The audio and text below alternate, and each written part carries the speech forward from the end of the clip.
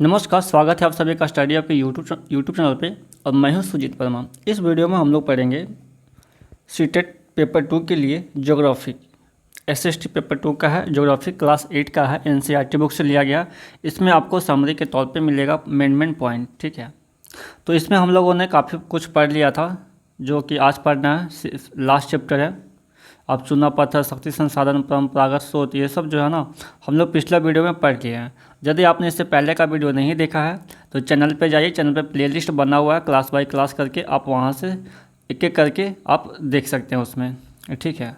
चलिए आज का क्लास ये देखिए। 4 चैप्टर जो है वो आपका कृषि है। कृषि में जो मेन पॉइंट है वो सारा कुछ हम लोगों ने कर लिया है।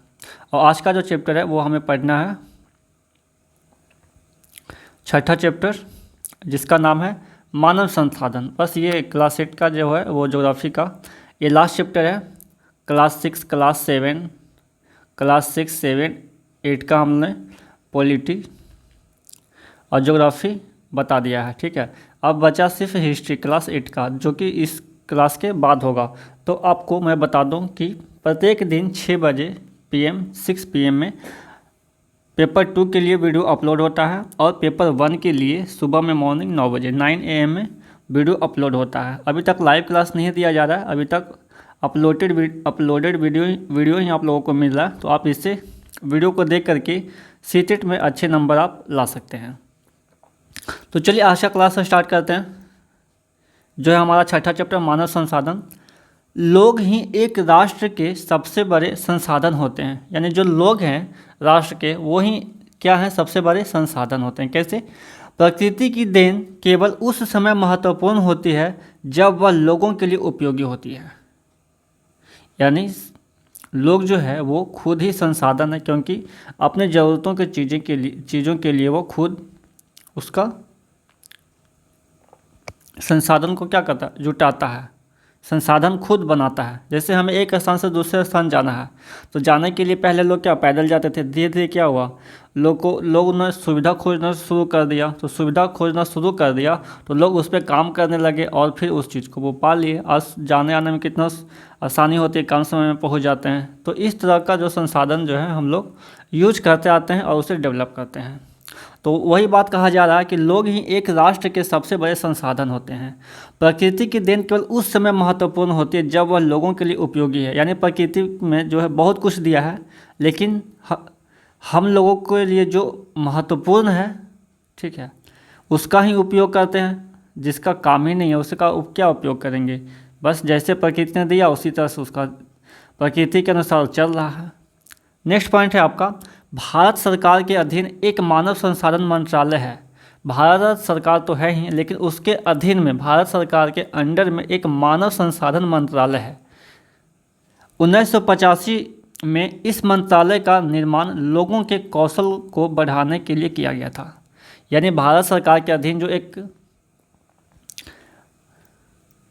मानव संसाधन मंत्रालय है, उसका कब वो निर्माण किया गया? तो आपका 1985 में, 1985 में निर्माण किया गया था। कौशल को बढ़ाने के लिए किया गया था। नेक्स्ट पॉइंट है आपका, भूपृष्ठ पर जिस प्रकार लोग फैले हैं उसे जनसंख्या वितरण का प्रतिरूप कहते हैं। जनसंख्या वितरण से क्वेश्चन यदि आ जाए तो भूपृष्ठ पर जिस प्रकार लोग फैले हैं उसे जनसंख्या वितरण का प्रतिरूप कहते हैं। भारत की जनसंख्या का औसत घनत्व 382 व्यक्ति प्रति वर्ग किलोमीटर है। भारत की जनसंख्या का औसत घनत्व कितना है? 382, 382 व्यक्ति पीपल प्रति वर्ग किलोमीटर है। नेक्स्ट है आपका जनसंख्या का घनत्व। पृथ्वी पृष्ठ के एक इकाई क्षेत्र में रहने वाले लोगों की संख्या को जनसंख्या का घनत्व कहते हैं। सामान्य रूप से यह प्रति वर्ग किलोमीटर में व्यक्त किया जाता है। यानी जनसंख्या जो है वो प्रति वर्ग किलोमीटर में व्यक्त किया जाता है। तो जनसंख्या का घनत्व आप समझ गए होंगे। यानी पृथ्वी पृष्ठ के एक इकाई क्षेत्र में रहने वाले लोगों की संख्या को जनसंख्या का घनत्व कहते हैं। सामान्य रूप से यह प्रति वर्ग किलोमीटर में व्यक्त किया जाता है। नेक्स्ट पॉइंट है आपका, संपूर्ण विश्व का औसत जनसंख्या घनत्व 51 व्यक्ति प्रति वर्ग किलोमीटर है। जनसंख्या वितरण को प्रभावित करने वाले कारक कौन कौन है, तो इसे जान लीजिए कि जनसंख्या वितरण को प्रभावित करने वाले कारक है आपका भौगोलिक कारक में देख लेते हैं। आपका स्थलाकृति है, जलवायु है, मृदा है, जल है, खनिज है, ये सब जो है भौगोलिक कारक हैं, जनसंख्या वितरण को प्रभावित करने वाले कारक हैं। सामाजिक, सांस्कृतिक और आर्थिक कारक और भी हैं, सामाजिक है, सांस्कृतिक है और आर्थिक कारक भी है जिससे जनसंख्या प्रभावित होती है। जनसंख्या परिवर्तन, सन 1804 में विश्व जनसंख्या 1 अरब हो गई थी। 150 वर्षों बाद 1959 में विश्व की जनसंख्या 3 अरब पहुंच गई। इसे प्रायः जनसंख्या विस्फोट कहते हैं। 1999 में 30 वर्ष की अवधि से कम में जनसंख्या दुगनी 6 अरब हो गई, यानी 30 वर्ष से कम में भी जो है वो जनसंख्या डबल हो गई। इस वृद्धि का मुख्य कारण खाद्य आपूर्ति एवं औषधियों के कारण मृत्यु दर कम होना है, जबकि जन्म दर अभी भी बहुत अधिक रही है। मृत्यु दर कम हो गया और जन्म दर अधिक बढ़ गया, तो जनसंख्या काफ़ी बढ़ गई। जन्मों को साधारणतः जन्म दर में आंका जाता है। जन्म दर अर्थात प्रति 1000 व्यक्तियों पर जीवित जन्मों की संख्या में मापा जाता है। मृत्यु दर को प्रति 1000 व्यक्तियों पर मृतकों की संख्या में मापा जाता है। प्रवास, किसी क्षेत्र विशेष में लोगों के आने जाने को प्रवास कहते हैं। जन्म और मृत्यु जनसंख्या परिवर्तन के प्राकृतिक कारण हैं। एक देश के जन्म दर और मृत्यु दर के बीच के अंतर को प्राकृतिक वृद्धि दर कहते हैं। प्राकृतिक वृद्धि दर से क्या समझते हैं आप, तो एक देश के जन्म दर और मृत्यु दर के बीच अंतर को प्राकृतिक दर कहते हैं। विश्व में जनसंख्या के बढ़ने का मुख्य कारण प्राकृतिक वृद्धि दर का तीव्रता से यानी विश्व में जनसंख्या के बढ़ने का जो मुख्य कारण है वो प्राकृतिक वृद्धि दर का तीव्रता से बढ़ना है। नेक्स्ट पॉइंट है आपका अप्रवासी वे लोग होते हैं जो देश में आते हैं, यानी देश में आने वाले लोग को क्या कहते हैं, अप्रवासी कहते हैं। मीन्स बाहर से लोग आ रहे हैं हमारे देश में। दूसरा है आपका उत्प्रवासी, वे लोग होते हैं जो देश को छोड़ते हैं। उत्प्रवासी का मतलब वो देश को छोड़ चुके हैं। नेक्स्ट पॉइंट है आपका किसी देश की जनसंख्या कितनी भी अधिक हो उसका उस देश के आर्थिक विकास के स्तर से कुछ अंतर नहीं पड़ता।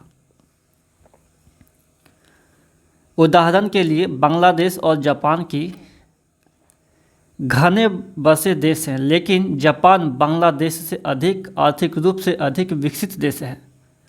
जनसंख्या संगठन हमारी यह जानने में सहायता करता है कि कितने पुरुष हैं और कितनी स्त्रियां हैं, वे किस आयु वर्ग के हैं। एक देश के जनसंख्या संगठन का अध्ययन करने की एक रुचिकर विधि जनसंख्या पिरामिड है, जिसे आयु लिंग पिरामिड भी कहते हैं।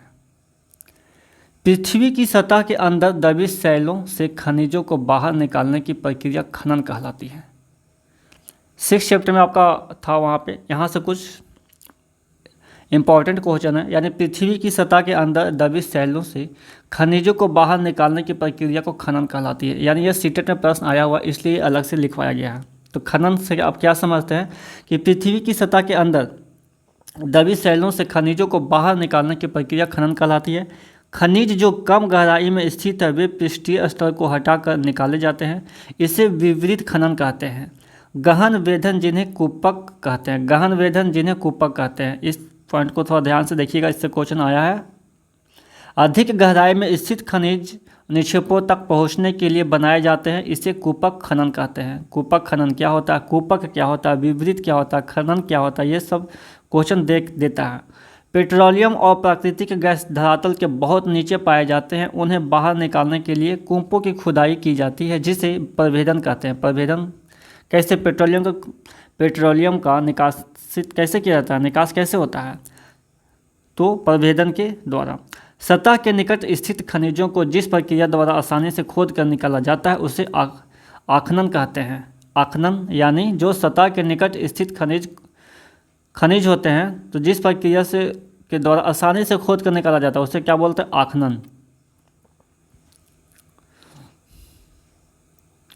5 जून से मानसून केरल के तट पर आना आरंभ होता है। ये अलग से लिखा गया क्योंकि हो सकता है बीच में बताना हो लेकिन छूट गया हो, इसलिए साइड में लिखा हुआ है। तो ये चैप्टर के लास्ट में लिखा हुआ है तो मैं बता देता हूँ। यानी 5 जून से मानसून केरल के तट पर आना आरंभ हो जाती है और 1 सितंबर से लौटना शुरू हो जाता है। 10 से 15 दिसंबर तक वो लौटता है।